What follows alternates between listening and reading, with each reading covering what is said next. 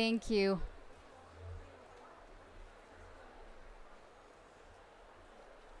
Thank you very much.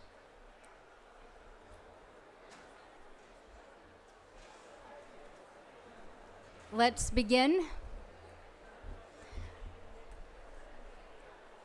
My name is Valerie de Kemp. I'm a reporter, environment reporter for France 24 based in Paris, and I'm delighted to welcome you all today for this very special event. I'd like to thank the Prince Albert II of Monaco Foundation and the Med Pavilion for hosting this event today.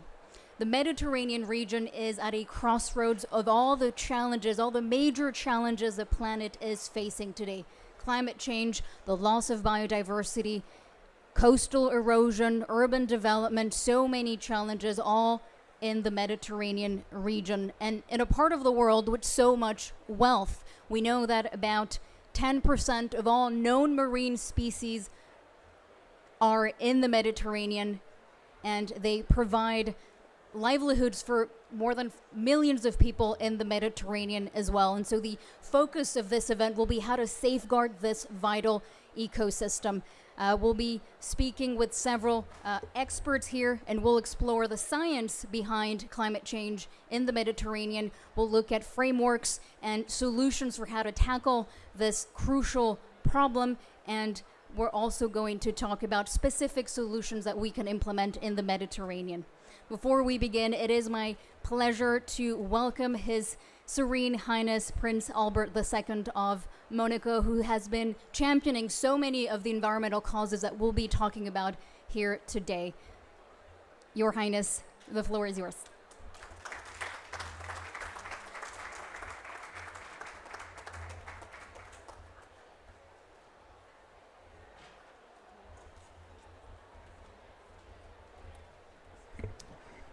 Thank you very much, Valerie. Your Excellencies, ladies and gentlemen, dear friends, I'm delighted to see you all here this afternoon, and above all, to see that we're reunited for this important session dedicated to the Mediterranean. We are now well aware of the importance of maritime issues for our planet's climate. The IPCC's special report on the oceans and the cryosphere, which was released in Monaco in 2019, highlighted this perfectly. It drew attention to the way in which the ocean is the first victim of climate change. It showed the importance of an ocean in good health in our fight to limit and mitigate this change. And it called for greater collective responsibility in regards to the ocean. This is what brings us here this afternoon, but also what brings us together today in the specific situation of the Mediterranean, a sea unlike any other. Because of its natural characteristics, its history, its geographical situation, the continents it links together, and the ills affecting it today. Most of the major challenges of this century are concentrated in the Mediterranean. Environmental and climate challenges are no exception. Quite the contrary, they are more accentuated in the Mediterranean than in most regions of the world, with particularly serious threats to biodiversity, and with the temperature increase estimated at 20% higher than the global average. Only the polar regions will see, I think, a greater increase. And this compels us to look for, here more than anywhere else, collective, bold, and effective solutions. To showcase this collective, bold, and effective solutions objective, I think we need to concentrate on that for our meeting today. I would therefore like to thank you for accepting our invitation and the invitation of the Mediterranean Pavilion here. Thank you very much, Secretary General, for hosting us here. Since its creation, my foundation has been particularly active in the Mediterranean, where a significant number of the projects in which we are involved are located. We set up all these initiatives and all these projects in a collective manner because we know we can only implement action collectively. In cooperation with scientists, of course, but also with public authorities, NGOs, local initiatives, and economic players. This is why we were keen today to foster dialogue between eminent individuals and experts from various backgrounds and engage in a variety of issues, because one of the challenges we need to address is to deal with the multifaceted and complex issues through a unique blend of expertise. Consequently, we need to take heed of national, regional, and local, even sometimes extremely local, solutions. But we must also place these solutions in a broader context of the Mediterranean and the geographical area that it represents, beyond just the sea and coastline themselves. Interaction between these different approaches is in fact essential. No global action will be effective if it is not based on the realities, observations, and trials in the field. And no action in the field will be fully useful if it does not embrace a wider vision. This is the aim of the many initiatives that will be discussed here this afternoon. For example, I can mention two which are particularly close to my heart and in which we have been greatly involved in the past several years. MedFund, first of all, a trust fund to promote the proper functioning of marine protected areas in the Mediterranean. Its principle and management are focused on the idea of promoting special protection areas.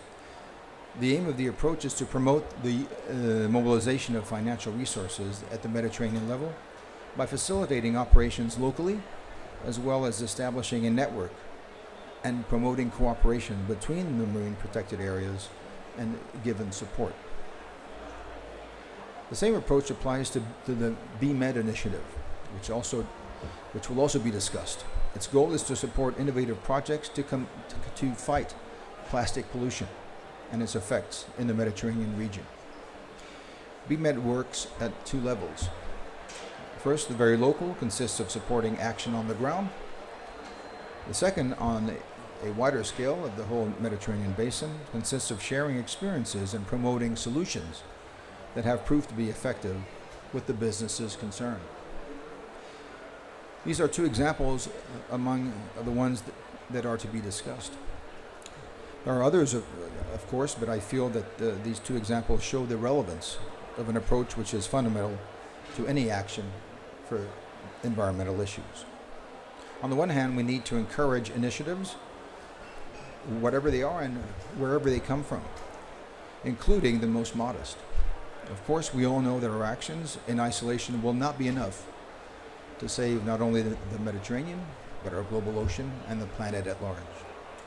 But we also know that each of them is worthwhile and even essential. And on the other hand, we need to work together in a way that promotes coherence and complementarity between our initiatives, and in a way to ensure that their effects are optimized. Beyond the initiatives of each and every one of us, beyond national ambitions, it is about accelerating a global movement, informed by scientific expertise and nourished by on-the-ground experiences. In this respect, the Mediterranean, once again, can and should be a laboratory and a model for our world. Yesterday it was the symbol of the advancement of civilization. Today it is a symbol of global dysfunction and tension. Tomorrow it must be the symbol of new and effective solutions. Thank you very much.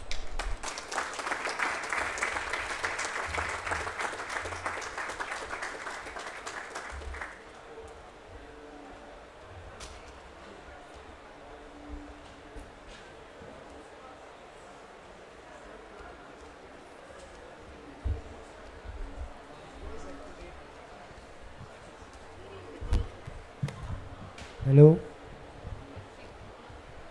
Monseigneur, merci beaucoup. Let's dive right into the heart of the matter of our talk today, and I'd like to invite my three panelists for this first panel on science. What does the science tell us about climate change in the Mediterranean?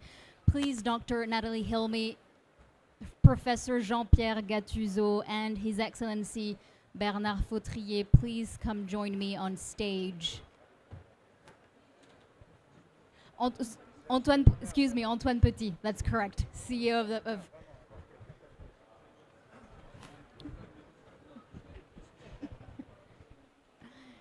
Thank you all for being here. Natalie Hilmy, Dr. Natalie Hilmy, you are an environmental economist at the Scientific Center of Monaco, and you're also a lead IPCC author. You participated in the first ever scientific assessment of climate change in the Mediterranean, which was published only 2 years ago. And I wonder what took so long for the international community to see the Mediterranean as being on the front lines of climate change, and also very quickly, will climate change affect all countries in the same way in the Mediterranean? Yes, in fact, until the AR6 report, the IPCC AR6 report, we didn't have really a focus on the Mediterranean. It was more global or different region. We had Europe, we had Africa, we had the Middle East, but not really the Mediterranean. In the AR6, for the first time, we have a cross-chapter paper, the fourth, which is focused really on the Mediterranean region. And to fill the gap, we had the MEDEC report and the first Mediterranean assessment report. I think it brings to the scientific committee, but also to the decision makers, what was really needed in the Mediterranean. And to respond to the second question, no, all the countries will not be impacted in the same way. When we speak about vulnerability, we have the impacts and we have the adaptive capacity. And we know that developing countries have not the same adaptive capacity as in the north. So the impact of climate change may be harder in the southeast of the Mediterranean. Thank you, Dr. Natalie Hilmy. Speaking of climate impacts, I'd like to turn to you, Professor Jean-Pierre Gattuso. You're a research professor at the French National Center for Scientific Research, and you have worked perhaps on one of the most dramatic manifestations of climate change in the Mediterranean, marine heat waves. And many people here perhaps lived the European heat wave, but tell us what was happening beneath the surface of the water. Okay, thank you. Can I have the next slide? Yeah. So here I am illustrating marine heat waves using the exceptional 2022 heat wave in the Western Mediterranean. And here I show on the top temperature since the 2021, at the end of 2021 until October 2022. And it shows, wonderful. It shows really that in 2022, starting in May, we had this very large increase in temperature, much larger than before.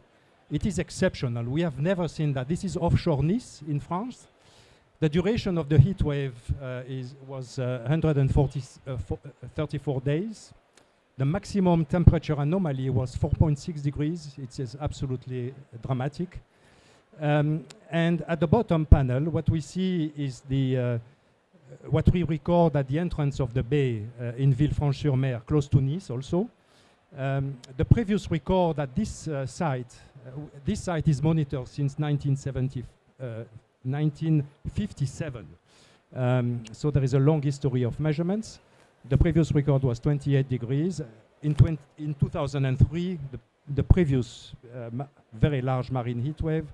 This year we got 29.1. It's also a very dramatic change, 1.1 degree above the previous temperatures.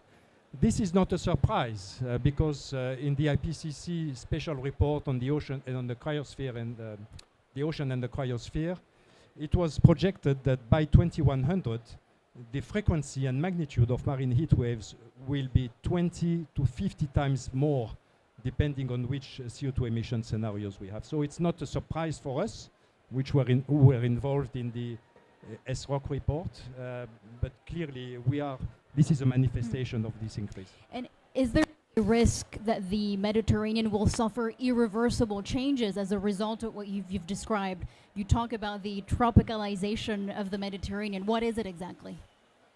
Yes, can I have the next slide? Yes. So we had a study of the period 2015 to 2019, And we have looked at the whole Mediterranean. There are 61 authors on this study from all around the Mediterranean. And the fact is that during this period, every area of the Mediterranean has experienced at least one severe marine heat wave. And after each marine heat wave, we see a mass mortality of about 50 species from the surface to 50-meter depth. Corals, gorgonians, sponges, mollusks, Posidonia, this emblematic plant of the Mediterranean. So the consequences are here. We are already seeing the consequences on marine species. Another consequence of, next slide, of Mediterranean warming is the invasive species. And some colleagues discuss this as the tropicalization of the Mediterranean, whereby about 700 species came into the Mediterranean from the Red Sea through the Suez Canal, and other species are coming from the subtropical Atlantic. So we are seeing a very large change in the community composition of species in the Mediterranean. Professor Gattuso, thank you so much for your insights. I'd like to go back to you, Dr. Hilmi, because you are an environmental economist. Tell us about the economic and social risks associated with climate change in the Mediterranean. Yeah, the most important impact of climate change will come from global warming, sea level rise, and precipitation, but also the impact will be the drought.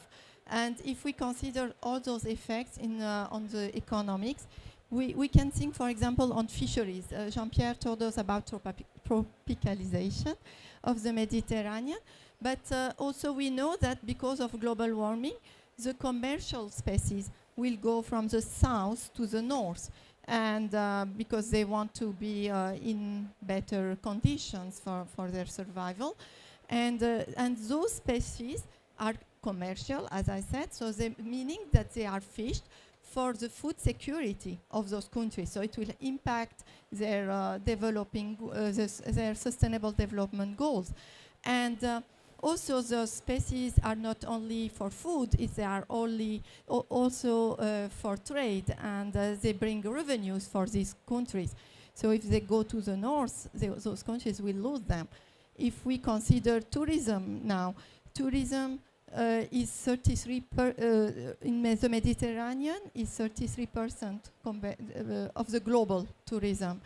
So because of the conditions that are changing, because of warming, because of the loss of the beaches, some tourists will not come to the Mediterranean, and the countries will lose the revenues. So we have to consider the loss and damages, and consider the climate justice. So meaning that the finance should be from the north to the south to help them not only to mitigate to climate change, because those countries have not participated so much to the CO2 emissions, but they should help them to adapt to the conditions of climate change. Thank you. Obviously, as you said, loss and damage, climate finance, one of the key issues here at COP27, and we'll be talking more about resilience and adaptation later on as well. Last but not least, I'd like to introduce Antoine Petit, CEO of the French National Center for Scientific Research, or CNRS, for the Francophones in the room. We've heard about the link between climate change and biodiversity, climate change impacts and social and economic impacts. How does your scientific body that you head combine all of those issues, all those complexities in the work that you do? Okay, first of all, thank you very much for this invitation. Perhaps 2 words about CNRS. CNRS is a very big French research institution, French but very international. We have 32,000 employees in every domain. If I may, we have even specialists in acoustics and smart materials. Probably they could have helped to construct less noisy environments here, but that's another subject. It's my first COP, and to say that I'm very impressed by the fact that science is more and more present. And I think it's clearly crucial for the future. I don't think that science, it's important to precise that science is not here to decide. Science is to build knowledge and to offer, in some sense, this knowledge to citizens, to decision makers who have to take their decision, who have to decide what they want to do, what they don't want to do. Science is not belief. Science is based on data, is based on knowledge, is based on consensus, scientific consensus. And in CNRS, we have the chance to have all fields of science, including, and that's very important, social sciences. And I'm convinced that a key issue for the future is really to propose an holistic and systemic view of the things. So it means that we have to study, as it has been done with climate for years now through IPCC, but also it has to be done for oceans, for Mediterranean, of course, but also for other subjects. We really need this global approach. And that's complicated. That's complicated because it means that you will ask people from very different disciplines to cooperate, and that's not easy. If you're not a scientist, you can say, okay, a biologist or a mathematician, that's the same. It's not true. They don't speak the same language. And it's even worse if you consider people from geography, ethnology, anthropology, ecology, and people from hard sciences. And so what we try to push is really to force them, even if you don't, you never force a scientist to do what he or she doesn't want to do. But we encourage them to work together, and more or less it works. It means also that we have to provide data, and that's a key issue to find data. It means that we need sensors, less and less costly, frugal sensor for energy consumption. So we need data. That's one of the main subjects that we push. But we also, as I said, we have to propose to give this data to the specialists that have to work together. And really, that's a chance for, I think, CNRS is a chance in the sense that we gather all the specialists. We did it already for IPCC. CNRS is one of the very few institutions with the highest number of contributors to the IPCC reports. This is 4 years. And on other subjects, we try to do the same. And once again, in really a spirit of partnerships, CNRS, even if we are French, as I said, we hire every year a third of our permanent researchers with a non-French citizenship. And we always work with all over the world, and that's key. That's key that for science, there is no European science or Asian science. There is just one science. And the success of the IPCC is precisely that the scientific consensus is worldwide. And that's very important. It's something that we really are convinced that it has been done also on subjects like oceans and Mediterranean. Very briefly, you mentioned all these different fields of expertise represented at the CNRS. Could you provide maybe a specific example of a project where you see the interconnections between the different fields and why it's so important to have that conversation? So we had a project starting in 2010 and ended in 2020. So we can really see what happens. And it gathered 1,000 of scientists of 23 countries around Mediterranean. And we really study very different subjects, going from the study of the collapse of the civilizations, the Mediterranean civilization.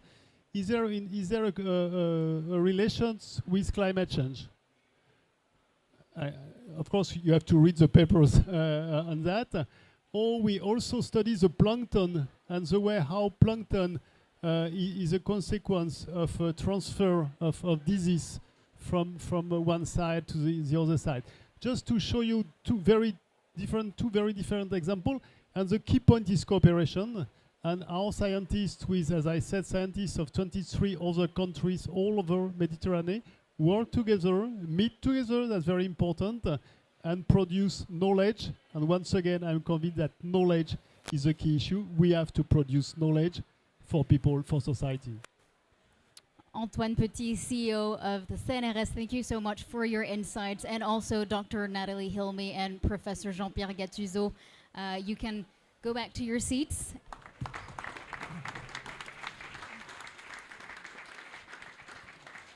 And now that we have established a really solid scientific foundation to our discussion, I'd like to move on to the second part of our event today, focusing on what we can do to limit the impacts of climate change in the Mediterranean, and we'll be talking about networks and partnerships and what that can do to avert, the worst consequences of climate change. I'd like to invite my second group of panelists, Dr. Puri Canals, His Excellency Bernard Fautrier. Now you can come on stage, and Jean Jalbert as well.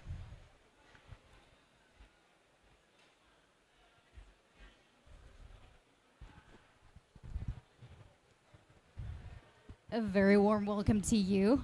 I'd like to introduce you first, Dr. Puri Canals. You are the chairwoman of MedPan, a network of marine protected areas in the Mediterranean. And we know that about 8% of the Mediterranean is under protection status. Tell us about marine protected areas and why they can be an effective tool in the fight against climate change, and whether they're being effective today. Good afternoon. Thank you for the invitation. So I think your question is very, very relevant, not because I work on this, but because certainly if we had the capacity to manage the whole Mediterranean under the criteria of the well-managed marine protected areas, the problem of the impacts of climate change will be really, really low compared with the moment, the current situation.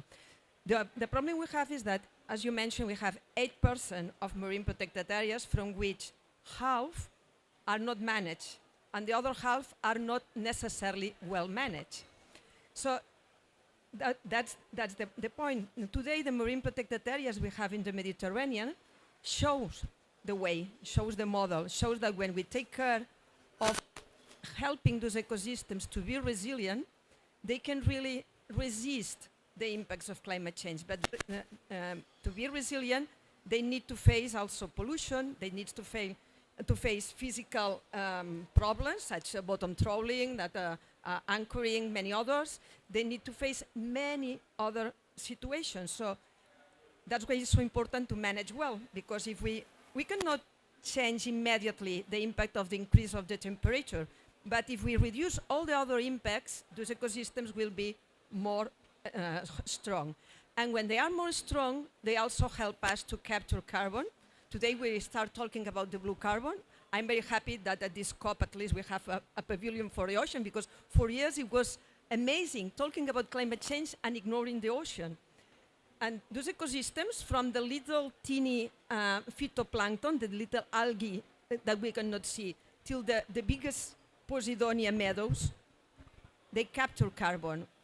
And most of them even transform into carbonated carbon. That means that it's stable, it's not moving again to the atmosphere, even when the organisms die. When you talk about carbonates, it remains.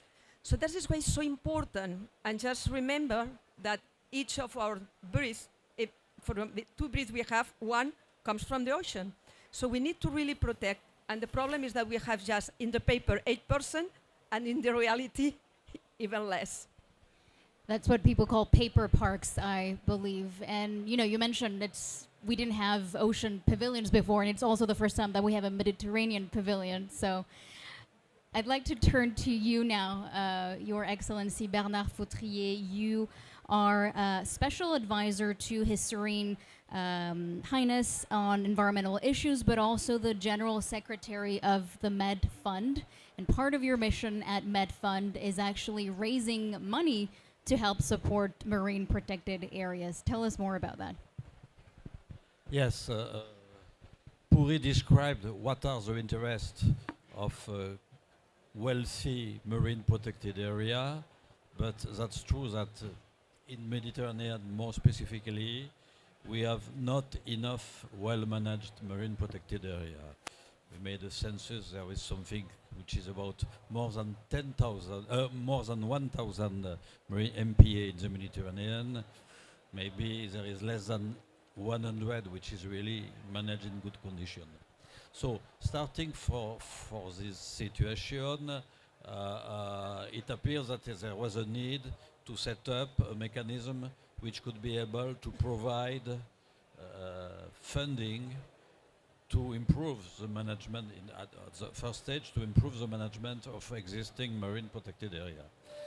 That has been that has come from a discussion at level of head of states at the Impact 3 conference.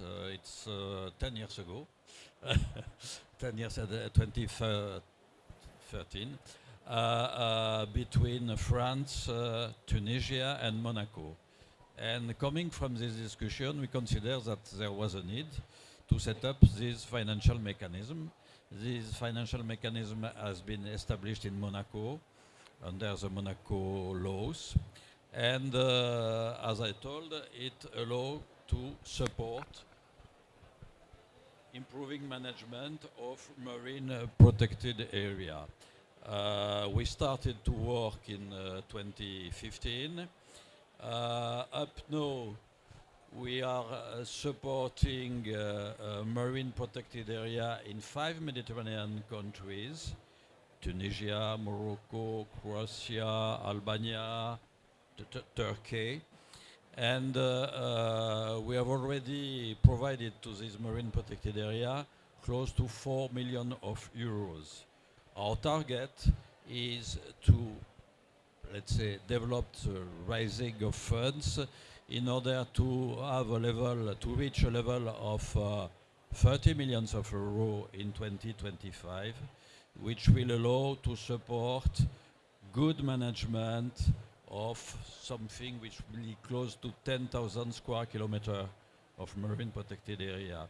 At this time today, we are acting to improving management of 3.5 thousand square kilometers. So that's, I think, is something essential. Last comment. We need also, we have opened last year in 2021 a new department which is more specifically dedicated to high level of protection of marine protected area. That means closely no catch area, because the benefit of no catch area, we stress it, is really very significant. Okay. We had an initial donation from the MAVA Foundation, which allowed to start operation on this field, which has been joined now by several other private donors, and we are developing this support to high protection marine protected area. I mean, financial resources obviously are key, and everyone here at COP27 will agree with that probably.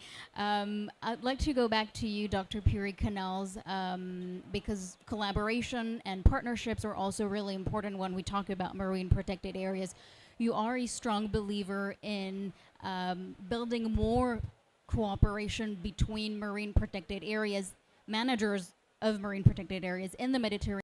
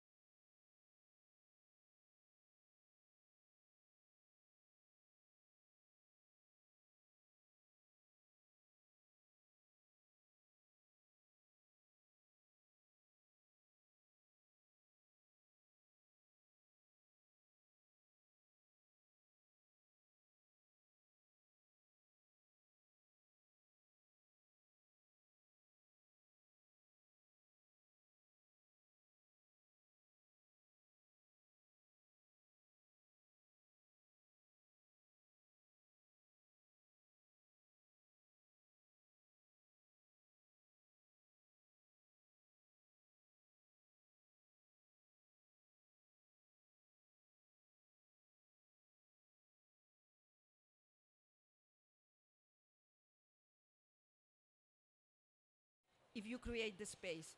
I'm very happy that His Highness mentioned cooperation at the very beginning, was also mentioned in the first panel at the science level, and now at the management level, we stress this as a real need.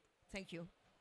I really think that this is a running theme, and we're going to find that again in the third panel, just people talking to each other.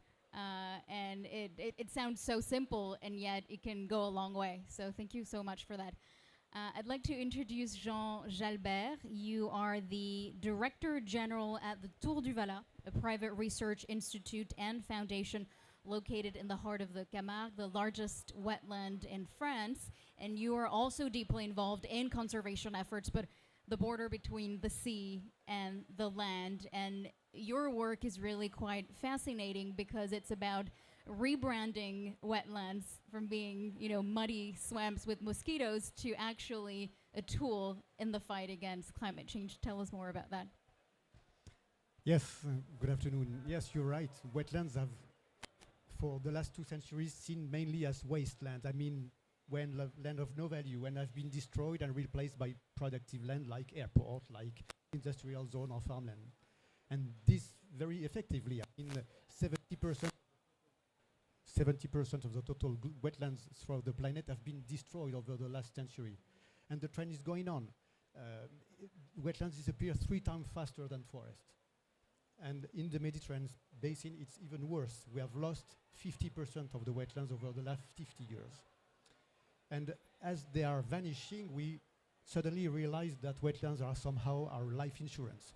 They are addressing very effectively key societal challenges like climate change, food security, water provisioning. And more than 1 billion people directly rely on wetland for their living, and much more rely on wetland for different services like, this kind of climate buffer. They are very effective climate buffers, especially if we consider coastal wetlands. They can very effectively dissipate the energy of waves and storms. They are producing a lot of biodiversity, which is food for people. So wetlands are really key for our survival and for the future. Part of the challenge, of course, and part of your job is also convincing policymakers of the value of nature-based solutions. How do you do that? That's the tricky part of the job. Clearly, when we are talking to decision makers, it's very difficult convincing them that nature can be the solution. They are or by faith in technology or because they have at some stage to take responsibility to be to be responsible of what they decide. And they are, as nature is less predictive than technology, they are faced in technology rather than in nature. And our main response is, how Puri said, to break the silo, work with different people at different levels. For example, we have established some 15 years ago a Mediterranean Observatory for Wetlands, a kind of science policy platform. And every 6 years, we are producing a full report stating on where are wetlands, what are their status, what are the pressures, what are the drivers behind the pressure, and what are the solutions. And we share this with all stakeholders and decision makers throughout the Mediterranean basin. We have also established last year what we call the consortium, biodiversity, Mediterranean Consortium for Biodiversity, together with 5 other partners, including MedPan, but also, people working experts on marine protected areas, on wetlands, on forests, on islands, coastal zones, and together we are working on nature-based solutions at landscape size, not focusing only on MPAs or only on wetlands, but at a landscape, working on different biomes, forest, sea, shoreline, wetlands, and how together at this site they can address societal, how can they be nature solutions. We are just about to start the first project funded by the French GAF and the MAVA Foundation. It starts soon, but we deeply believe that this kind of cooperation mechanism is much needed. Thank you very much, Jean Jalbert. I'd like to turn to you, Your Excellency Bernard Fautrier, for one final question.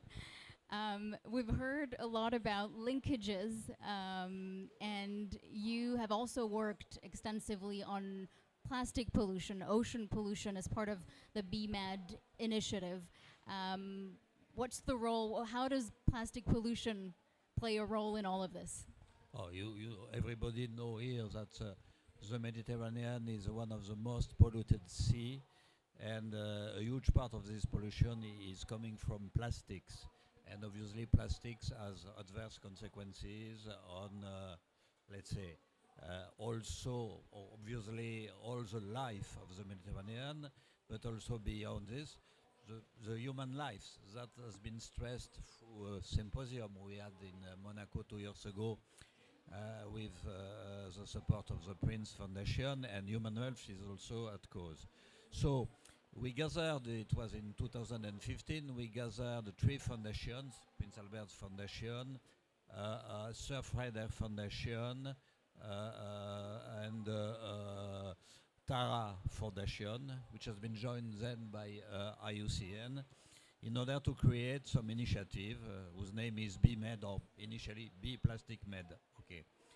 The first target is to try to find some, let's say, very concrete solution on the ground in order to reduce use of plastic, to find alternative solution. That's we are doing each year by supporting, let's say, small project on the ground.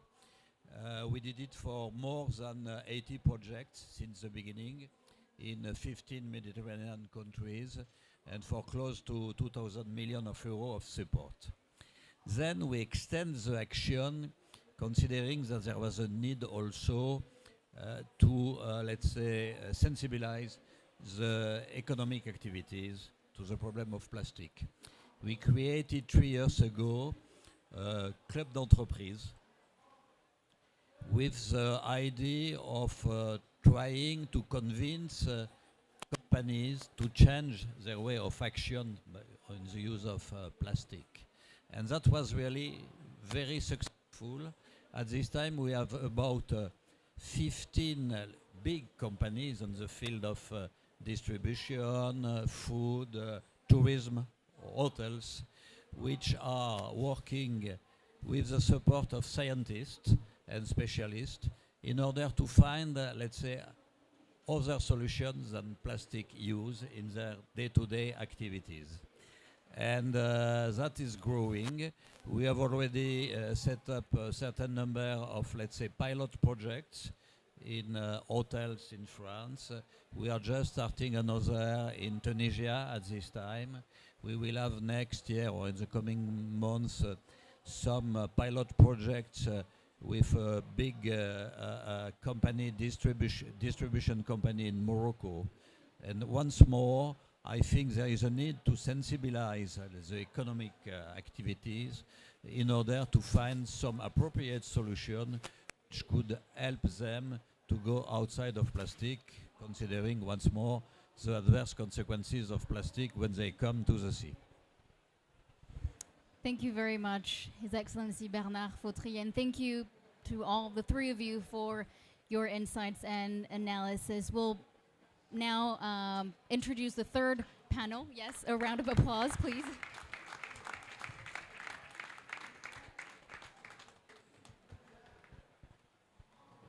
I'd like to invite on the stage our next panelists, Dr. Sally Yozel, yes, Stéphane Bongartz, Théophile Bongartz, excuse me, and Sylvain Petit.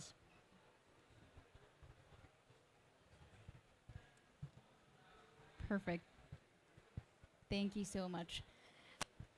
We've seen just now the importance of creating links between different fields of expertise, different people, different areas, different issues. And now I'd like to move on to the 3rd part of our event today, focusing on solutions, what can be done to limit the impacts of climate change, and new ideas offering a fresh perspective on these issues, and also initiatives that can facilitate and accelerate our response to the climate crisis in the Mediterranean. I'd like to introduce you first, Dr. Sally Yozel, Senior Fellow and Director of the Environmental Security Program at the Stimson Center. And I'd like to begin with you because you have worked extensively with coastal communities and helping them be more resilient. You are the brains behind a tool called Corvi, and it essentially creates a risk profile for coastal cities, and the objective being to help policymakers make smart investments. So tell us about Corvi. How does it work, and why did you think that it was essential to have a tool like Corvi? Well, great. Thank you very much. And thank you, Your Serene Highness and the Prince Albert II Foundation for having this great group of panels. I mean, so encouraging. So all of you, think for a minute, if you would, what we've just seen recently, the floods in Bangladesh, the flooding in Pakistan, the devastation in Pakistan, what's just gone on with flooding in Nigeria. I mean, you can multiply that around the world to cities. But then when you think about the cities, think about, they face social and economic issues, pollution, overcrowding, unplanned settlements.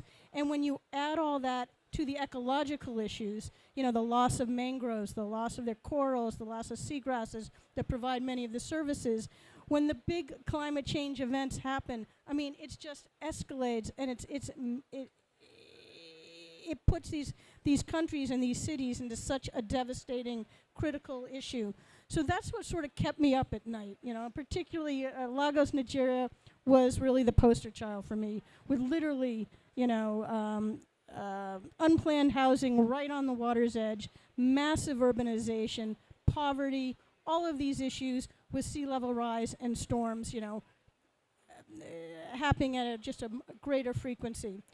And so to build resilience in these cities and in these communities, you really need to look from the land to the sea. You can't look at it. It's not a monolithic issue. You have to integrate and focus on the economic, the social, and the ecological issues. And so that's why we developed Corvi, in order to help these communities have the data and information they need in this cross-cutting manner, so that they can build adaptation and resilience and access climate financing. Because just fixing sea level rise isn't going to help you when the flooding from the mountains comes down, or the drought that drives people into the city, or the other social issues that they're facing. So we created Corvi, which looks at 100 different risk indicators across these 3 areas. And how do you get, often these communities don't have the data and information they need to access climate finance and to make these decisions. So we do 3 things.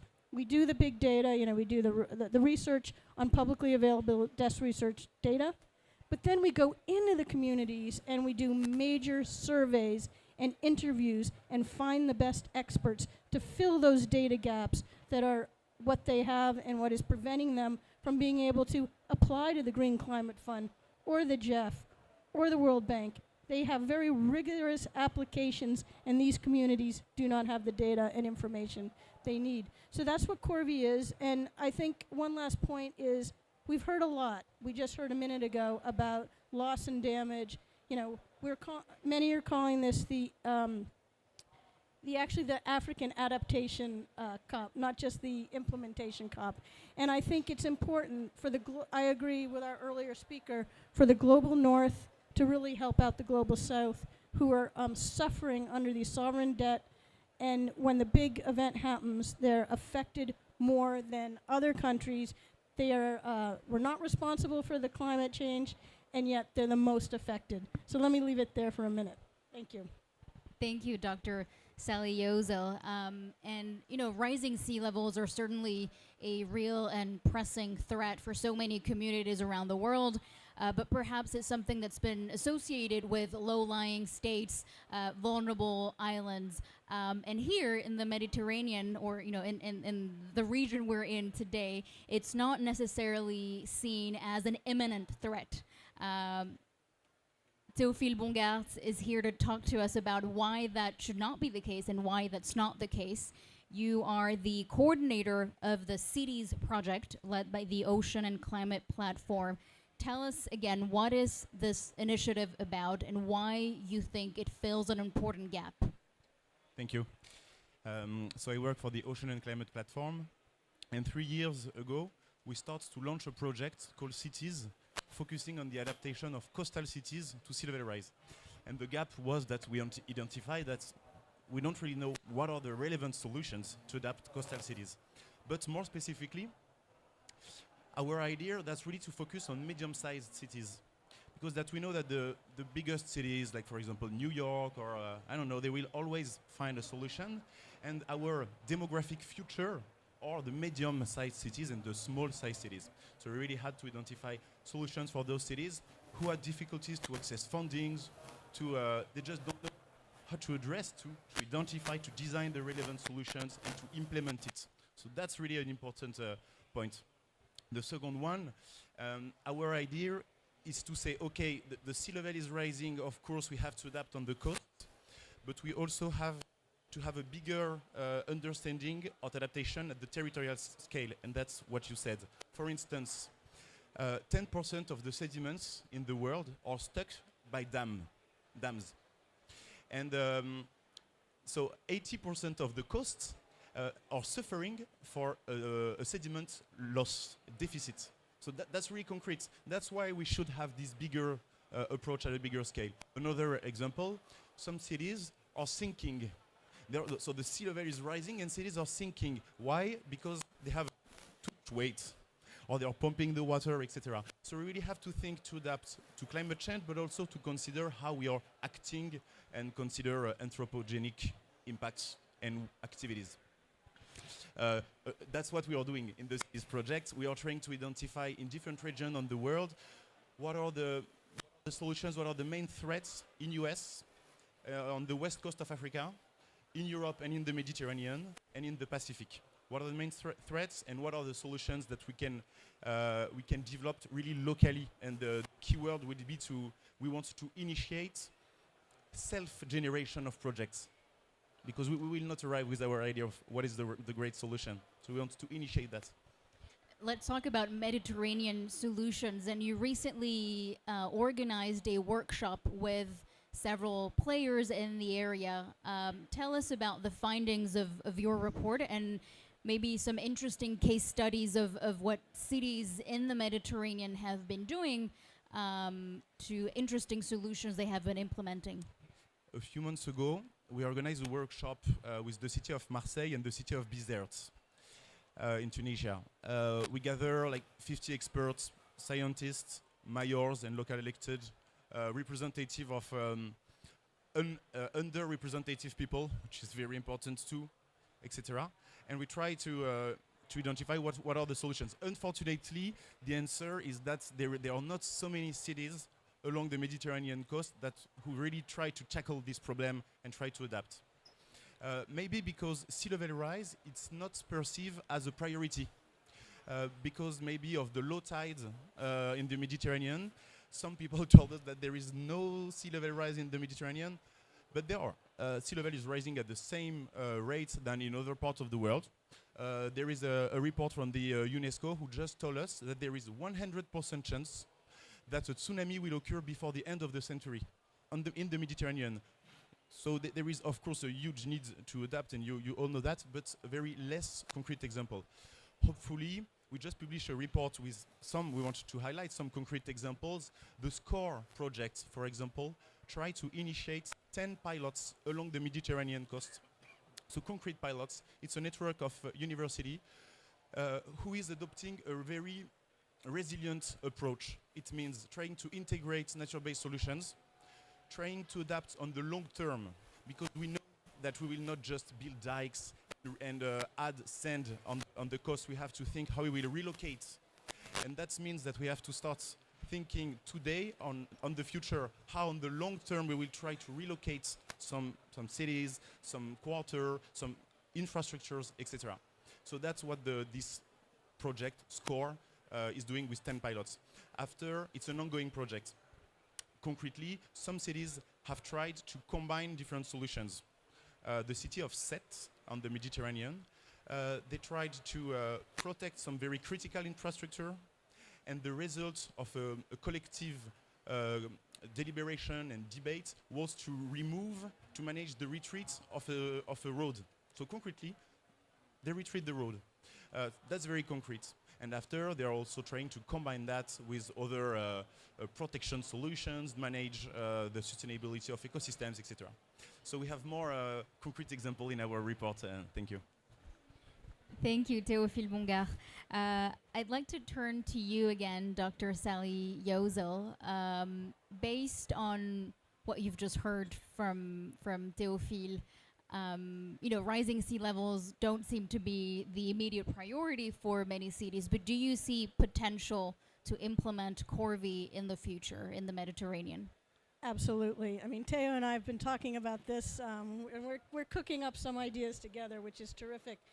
But for the Mediterranean, I think something like CORVI would be particularly helpful in the North African cities. Where it's a very urbanized region. I understand that 75% of the citizens live in urban areas of this whole vast region. And that's even higher than in the European Union, believe it or not. And so these big cities, as Theo just described, really face sea level rise. For example, in Alexandria, it's expected that sea level rise is going to drive about 6.5 million people from the city by the end of the century, and where will they go?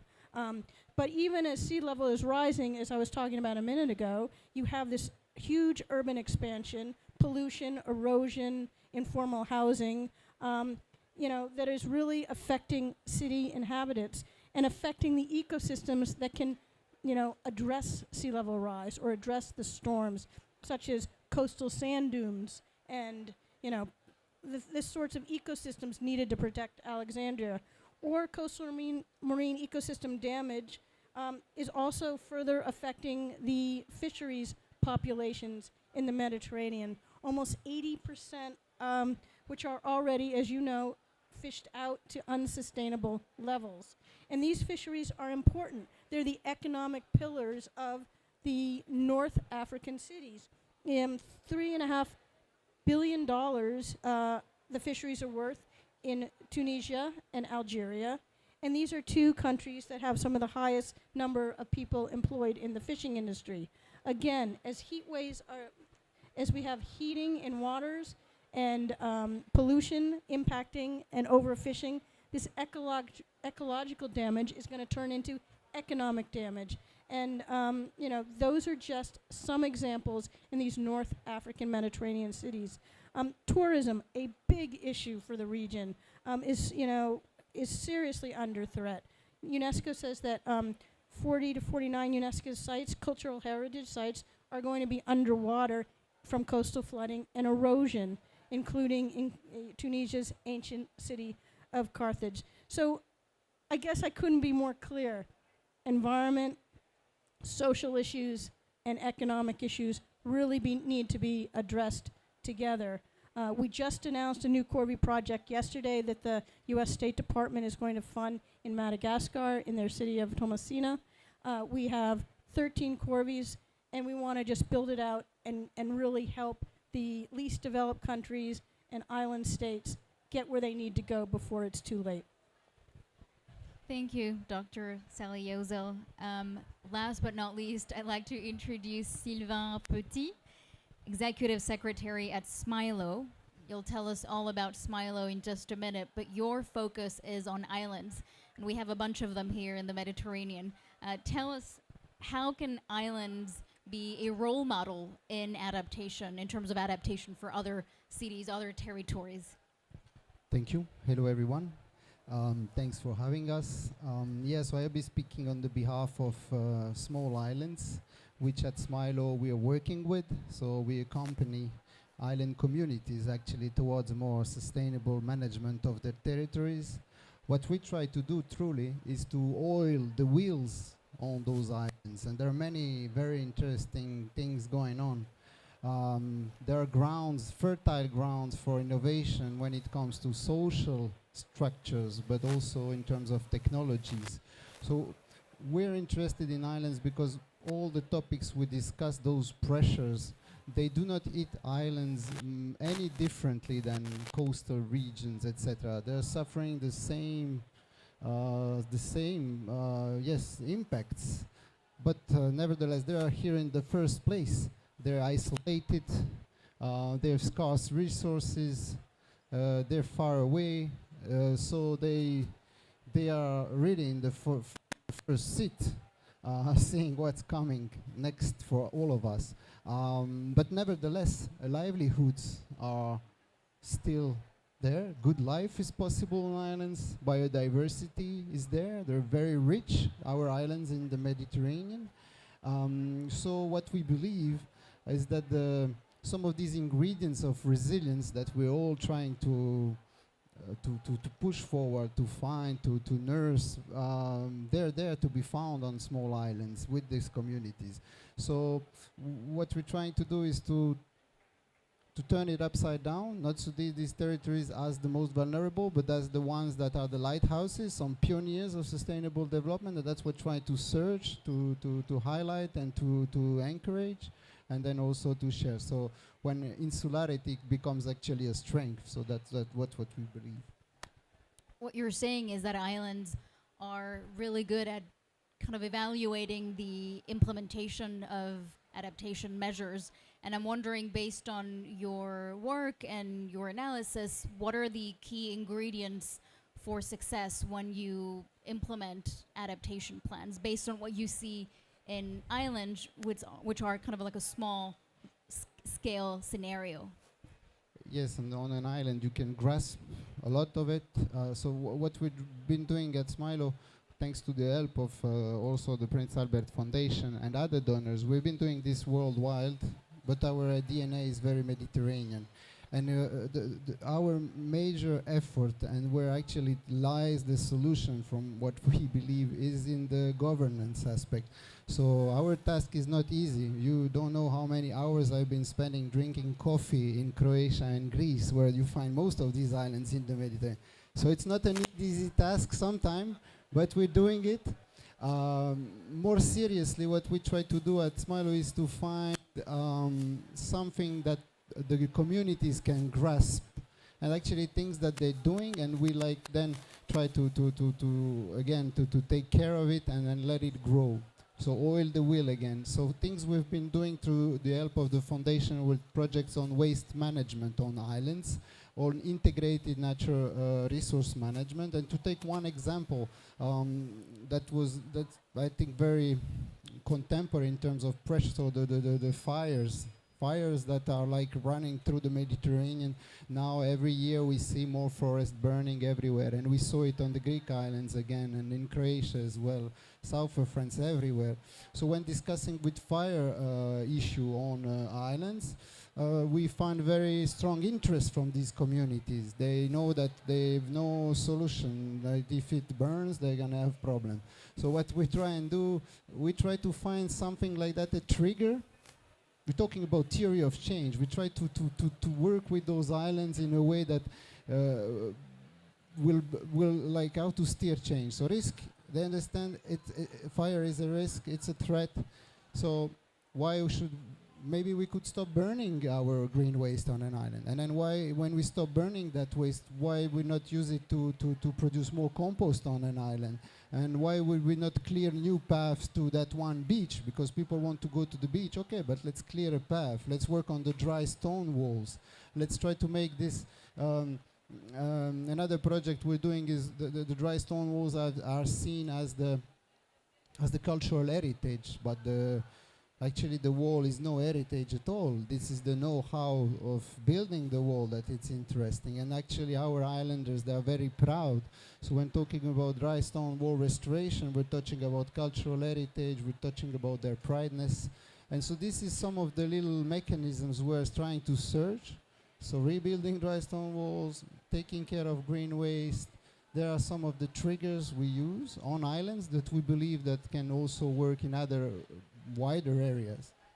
To be honest, in the first place, Smilo was born from an initiative of a French coastal agency, Conservatoire du Littoral, and they have a very actually maybe small interest into islands, but the islands are the place where we can find a solution and try things and actually share with them other islands, but also coastal areas more widely. Sylvain Petit, thank you so much, Executive Secretary at Smilo. This brings us to the end of our third panel. Thank you so much to all three of you.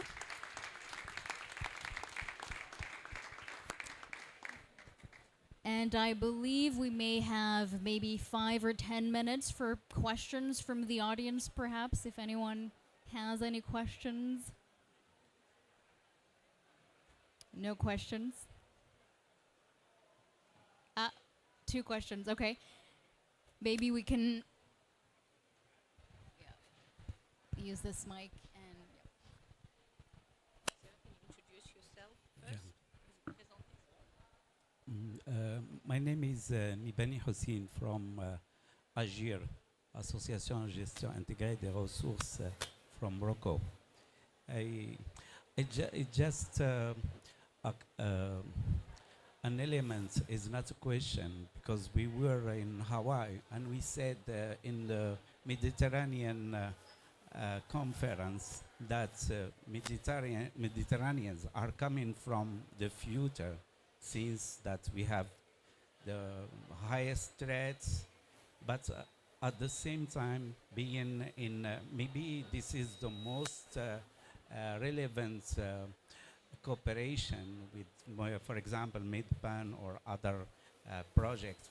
In Morocco, we have 3 MPA funded by MedFund, and I think that it's a good thing for the future of the other oceans, since that we have many threats, and that's the way to manage the other oceans would be a good thing if Mediterranean example is shared. Thanks. thank you for sharing that example from Tunisia. We had a question from the gentleman over there. Yes, good afternoon, Bertrand Picard from the Solar Impulse Foundation. We heard so many people doing good, taking a lot of energy to obtain a result from the civil society. And on the other hand, there are so many laws, regulations that are not enforced, where governments are not doing what they need.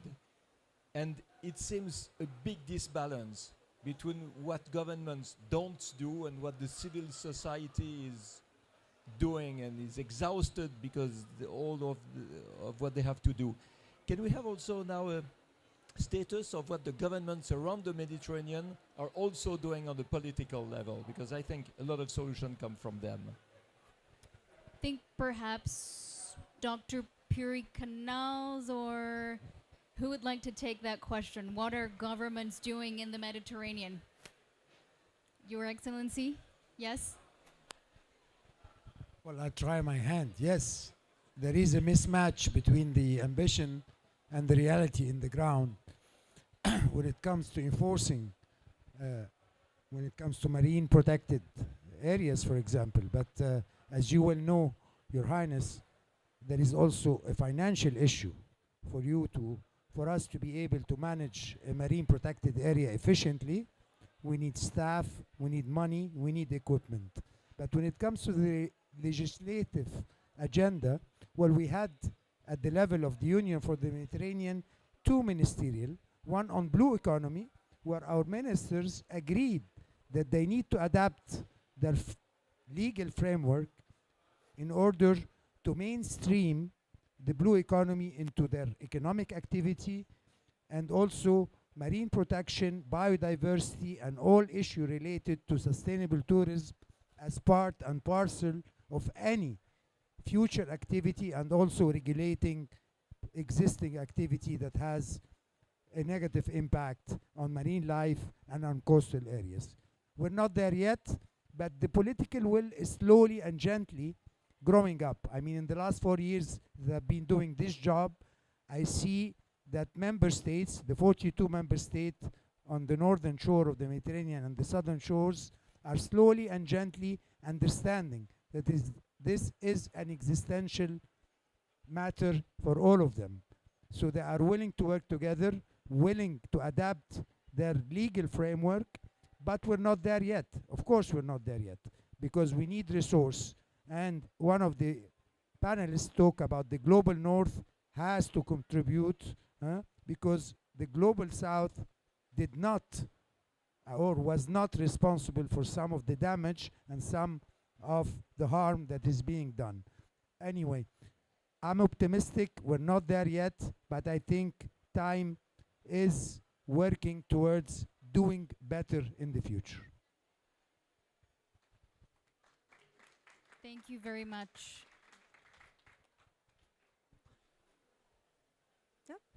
Since you asked me to respond, I'm Go very ahead, glad. go ahead. Yeah, I fully agree with your question. I think this is probably the key question for implementation, and we are at the COP of implementation.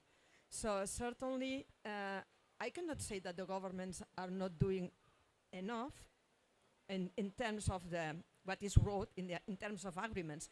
I think if all the agreements that we have in the world, and specifically in the Mediterranean, were strictly applied, it will be a huge change. So that's probably not the most relevant point, even there is a lot of needs. But for me, the relevant point is in how we articulate implementation. And when I observe how working in many countries as MEDPAN, you observe that everyone is in a box. Its ministry inside doesn't talk too much with the ministry in the next street. Inside the ministry, its Directorate General doesn't talk too much with the other. And it's a common way of doing things. Probably comes from the way we have been trained, because we have been trained to be just focusing a little bit in our topic and not being too much interested in topics of the others, being very competitive. Competent is good, competitive not necessarily. And we have been trained in a society with this way of working, and I think we have the result of that. That's why cooperation is so important. And just as I said when I was talking, just breaking those different layers that are not connected. We need to really support the governments to implement with real action based on science, based on experience, but not just fighting. Sometimes we need to be critical, of course, but it's more about providing ways to do things differently. And this is something, obviously, that governments need to accept. You cannot impose from civil society, but I'm sure that most governments are every day more and more open to accept this cooperation. So this is about governance. Governance is not about government. It's about how you implement actions on the ground. And this might be including many, many actors. But we need to learn, because we have not been trained to do. And probably that's why we tend to be at our zone of comfort and not risk too much, because also the model in elections for governments is very strict. If you don't do what people like, you are just deleted at the next round. So that's a lot of challenges in our society, but I think we are finding good examples, and now we need to scale up those examples of connecting lawyers. So, but thank you for your question, it's very important. Thank you so much, Dr. Piri Canals. I'm afraid we can't take any more questions because His Excellency Nasser Kamel, Secretary General at the Union for the Mediterranean, will give some closing remarks. You can take to the floor. Sorry. Yes.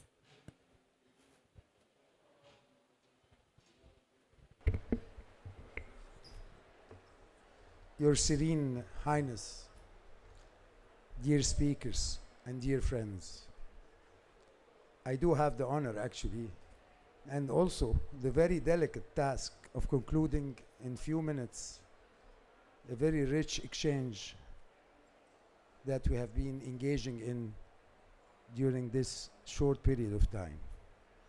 After listening to His Serene Highness and the brilliant experts gathered here today during the three panel, the main message I take away is that over the past years, the Mediterranean region has recognized itself to pool resources, knowledge, and energies in order to find solutions to address the urgent consequences of climate change in our region. This is exactly what we are trying to achieve here at the COP27 with the first ever Mediterranean Pavilion, as you rightly mentioned, Your Serene Highness. Bringing together all actors from all different backgrounds to shed light on the existing solution in our region and explore the potential to build more and better. Monaco's commitment to this pragmatic and positive approach is a true model in the region. And your engagement in the pavilion from the first moment of its conception, Your Serene Highness, is a testimony to that. Allow me to sincerely thank you for your active leadership in promoting innovative, action-oriented solutions to safeguard our Mediterranean Sea and region. Ladies and gentlemen, as it was rightly underlined during the first panel, at the core of the solution to our problems lays science. Indeed, if science exposes the threat, it also indicates the way forward. Therefore, relying on science to shape our policy is more than ever crucial.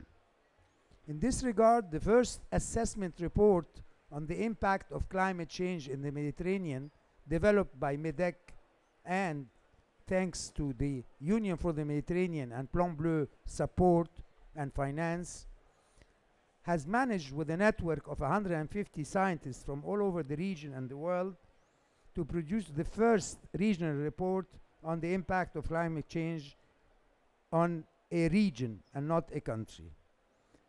Well, the finding, as we all know, has become mainstreamed, and everybody is quoting this report as a reference because, unfortunately, the report has pointed that our region is the second, as you mentioned, Your Serene Highness, fastest warming region on Earth, but actually it is the first inhabited region of the world when it comes to global warming. Moreover, our Minister of Research and Innovation, who met last June, also agreed to reinforce what I call the science policy nexus. I mean, talking about the importance of science, and to exploit the potential of research and innovation to increase resilience across our region against environmental, food security, but also socio-economic challenge, which are all interrelated today in our region. As well as to promote science diplomacy, meaning talking to each other, exchanging idea, trying to scale them up, as you rightly mentioned, acknowledging our minister collectively decided to dedicate 500 million euros in research and innovation on 3 main topics: climate change, obviously, renewable energy, obviously again, and health, because of what we have seen during the last 3 years with the pandemic.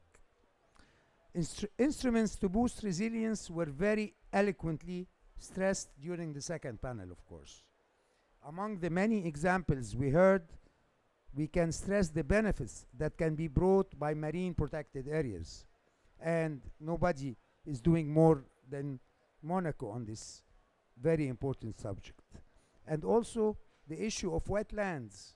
We do not yet understand, and this is very dangerous, and maybe I will take personally within the UFM more time to try to disseminate. The larger public does not understand the importance of wetlands when it comes to carbon, biodiversity, and so many other factors. They know how important the sea and the oceans, but not yet how important the wetlands, especially on the southern shores of the Mediterranean. The rate of destruction is unprecedented. I know it because I am from this part of the Mediterranean. Nature-based solutions, ladies and gentlemen, offer us incredible opportunities to scale up climate and environmental action while reducing the ecological footprint of human activity. And we should, together, collectively, explore further the feasibility and the scaling up again of this action to protect sustainability and to sustainably manage and restore our natural ecosystem. Your Serene Highness, ladies and gentlemen, I'm sorry. Our Mediterranean Sea has been a cradle of creative ideas and solutions throughout history, and it won't be an exception when facing the greatest existential challenge it has ever seen. Our duty here today, our duty is to identify this solution by listening and voicing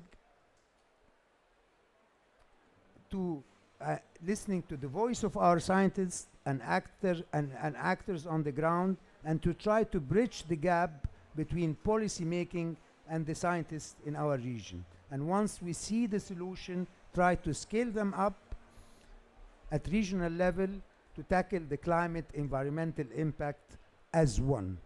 Our region and our people have always shown great resilience. I am convinced that we can prove to be up to this challenge if we work hand in hand. As we usually say, we need to walk the walk and talk the talk, but here I will say we need to swim the talk so we can achieve results. Thank you very much for being here, and thank you especially to your Serene Your Highness for being with us today. We have a small gathering outside. We'll be more than honored if you join us. Thank you, Your Excellency. There's a cocktail outside waiting for us. The foundation has kindly invited us all to share a drink, and maybe very quickly we can all move outside.